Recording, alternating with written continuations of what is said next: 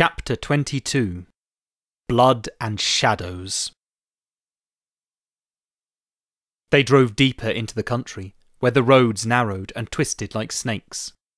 Finally they pulled up outside a dark old church, and Sanguine got out, went around to Valkyrie's side and opened the door, then pulled her from the car. He took her arm and led her up the cracked, overgrown path. Vines clung to the crumbling walls, and the small stained glass windows were caked with grime and dust. He pushed open the ancient double doors and guided her into the cold, dank church. There were still a few pews that hadn't rotted away, and there were hundreds of lit candles that sent the shadows dancing and pirouetting across the walls. The altar had been ransacked and cleared, replaced with a large slab, solid and proud, and upon that slab was the massive, bandaged body of the Skulduggery, covered in a sheet. Baron Vengeance was waiting for them, clad in the black armour of Lord Vile. It was not what Valkyrie had expected. The armour did not clank or rattle, and it cast no sheen. It seemed to be alive, subtly moving and reshaping itself even as she watched. There were others in the church, infected men and women, the vampire virus working through their bodies, changing them every moment that passed. They stayed in the shadows as best they could. She could see Dusk now. His human form had grown back, but it had kept the scar across his face. It was deep and ugly, and he was glaring at her with every ounce of hatred his blackened soul was capable of. "Valkyrie Kane," Vengeance said, the mask distorting his voice into a rough whisper. "So nice of you to join us on this most auspicious of nights. The creature on this table will open the gateway for its brethren, and this world will be cleansed. The unworthy will be decimated, and we will usher in a new paradise, and it's all thanks to you." Sanguine took Valkyrie by the elbow and led her to the front pew, where he made her sit beside him, and they watched Vengeance lower his head, his hands raised above the body on the slab. Shadows started moving around Vengeance. The candles were flickering like a strong wind was blowing, but the inside of the church was deathly calm. "Skulduggery's gonna feed on you," Sanguine whispered, almost casual. "That good old boy's been out for the count. He's gonna need your blood in his veins. Gonna have himself a slap-up meal. You mind if I take pictures? Bought 'em on camera and everything." "Knock yourself out." "Thanks." "No, really. Run headfirst into the wall and knock yourself out, because I'm telling you, you'd better be unconscious when Skulduggery gets here." Sanguine grinned and sat back. "I can handle Mr. Funnybones, don't you worry about that. Pay attention now, darling. It's where it gets interesting." Valkyrie looked back at the altar just as the shadows bunched up behind Vengeance and descended on him like a shroud. He stiffened and his body jerked as if he was being shot through with electric currents. The shadows started flowing out through his fingertips and down, passing through the sheet. "Mr. Sanguine," Vengeance whispered. Sanguine pulled Valkyrie up and dragged her over to the slab. He grinned as he showed her his straight razor, then grabbed her wrist. She tried to struggle, but he was far too strong, and she cried out as he ran the cold blade across the palm of her right hand. But instead of running off her hand and dripping onto the sheet, her blood drifted to the shadow stream, mixing with it, twirling through it and around it, being fed into the body of the Skulduggery. And that's when the double doors swung open and Skulduggery Pleasant strolled into the church. The infected snarled, and Valkyrie pulled her hand from Sanguine's grip. Vengeance looked up from his dark work, and his armour grew angry spikes as Skulduggery walked up to the end of the aisle and sat in the front pew. He crossed his legs, settled into a comfortable position, and waved his hand in the air. "Don't let me interrupt," he said. Valkyrie frowned. Not quite the rescue she was counting on. The infected moved into the light, closing in on Skulduggery, who was acting like he'd just popped by for a chat.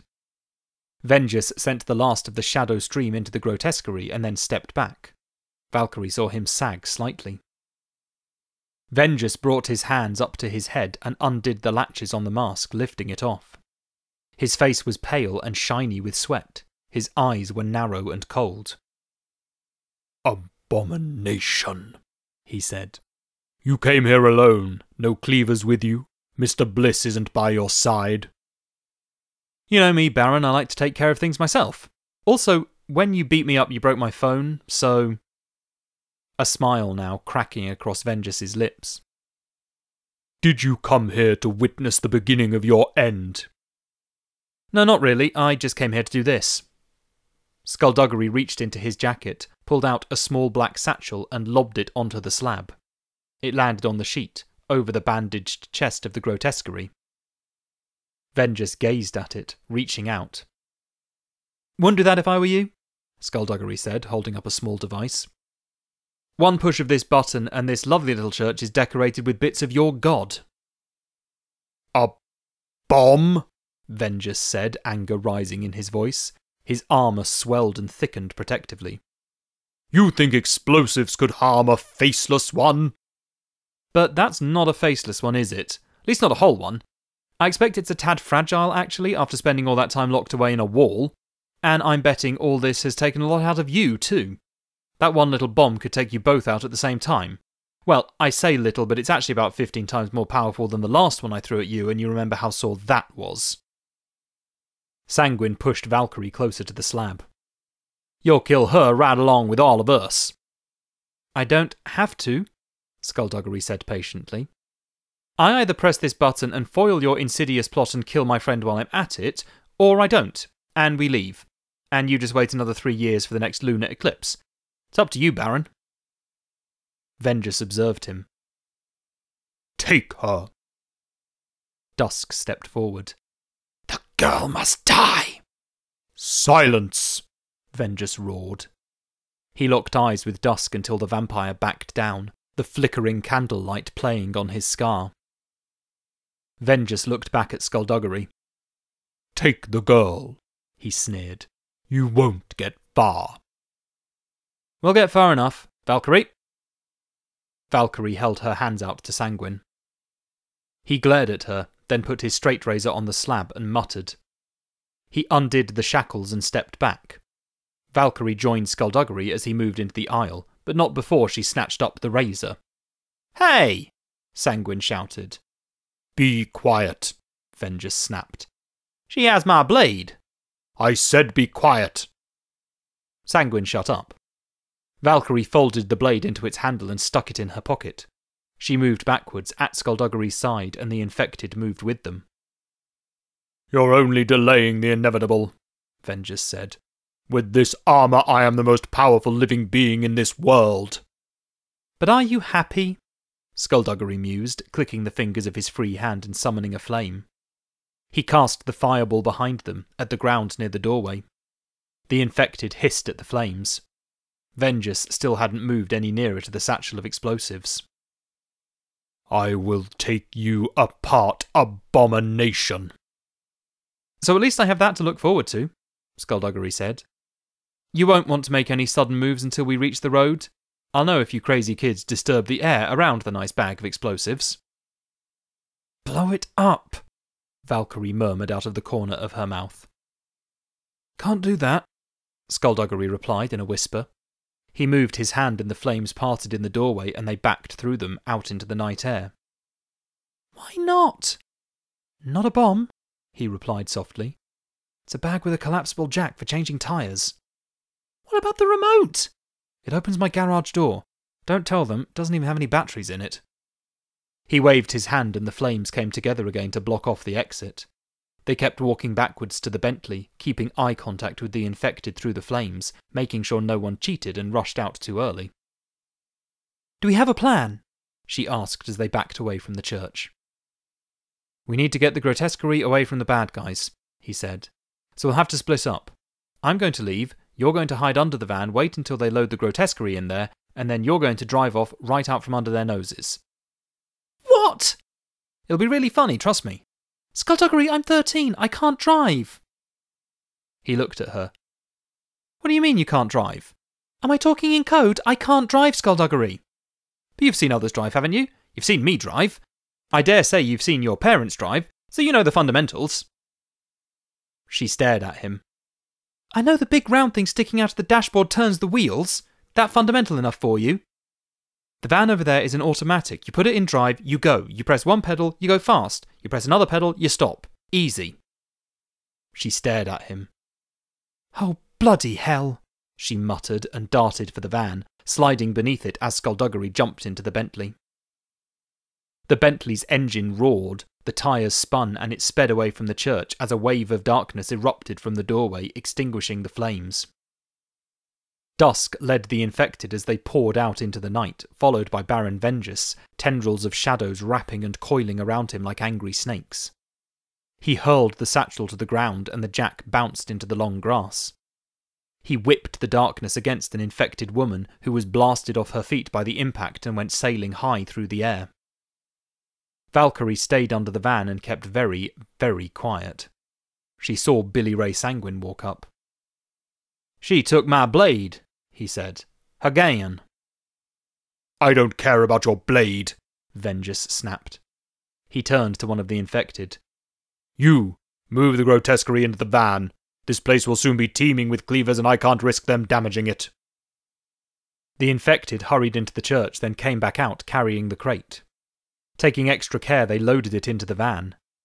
They moved back towards the church, waiting for more orders, and Valkyrie slid herself from cover and got to her feet. She could hear Vengeance issuing commands from the other side of the van, and she took a deep breath and reached for the door. It opened with a faint click, and she got in slowly, keeping low. The key was in the ignition. She looked around to get her bearings, risked a glance out of the window at the bad guys, and then turned the key. The engine came to life. Vengeance turned his head and frowned, moving to where he could see who was behind the wheel. Valkyrie pulled the stick down to drive and stamped her foot on the accelerator. She yelped as the van shot forward, fought to gain control of the steering. This was not fun. She wrenched the wheel to the right to avoid a tree, trying her best to keep the van on the narrow road.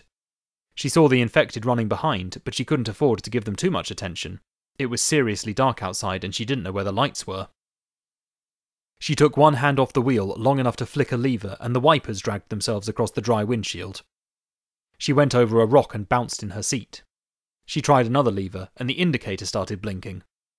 Cursing Skulduggery, Valkyrie moved it up, down to the side, then tried twisting it, and the headlamps suddenly lit up the road ahead, just in time for her to cry out as the van swerved off the trail and hurtled over a hill. Valkyrie was thrown around in her seat. Keeping one hand tight on the wheel, she clutched at the seatbelt, yanking it across her. She glanced down, trying to find the slot that the seatbelt clicked into. The bottom of the hill met up with the road again, and she tried to steer onto it, but the van just kept going and plunged down the next hill. Valkyrie grabbed the seatbelt again, this time finding the slot, and the seatbelt clicked in and Valkyrie turned her full attention to driving as the van hit a rocky outcrop, spun sideways and rolled. She smacked her head against the window as the world turned around her. She heard glass breaking and metal crunching. She protected her head as she pitched forward, and her arms slammed into the steering wheel, honking the horn. The van rolled onto another road and settled back onto its four wheels. "Ow!" Valkyrie moaned. She looked up to the cracked windscreen. Headlights. A car and a motorcycle were approaching at speed. Valkyrie pulled the door handle and had to hit the door with her shoulder to open it. She tried to get out, but the seatbelt wouldn't let her. She fumbled at the orange button and the belt retracted. Valkyrie stumbled out as Tanith's motorbike screeched to a halt. The Bentley braked hard, and Skulduggery jumped out, ran to her, and caught her as her legs gave way. Words were exchanged, but Valkyrie couldn't make sense of most of them. There was a fuzz in her head as Skulduggery carried her to the Bentley. Her arm was hurting. She opened her eyes to see Tanith loading her bike into the back of the white van beside the crate and getting in behind the wheel. Skulduggery said something in a faraway voice, and Valkyrie tried to answer, but her tongue was too heavy, and all the strength left her body.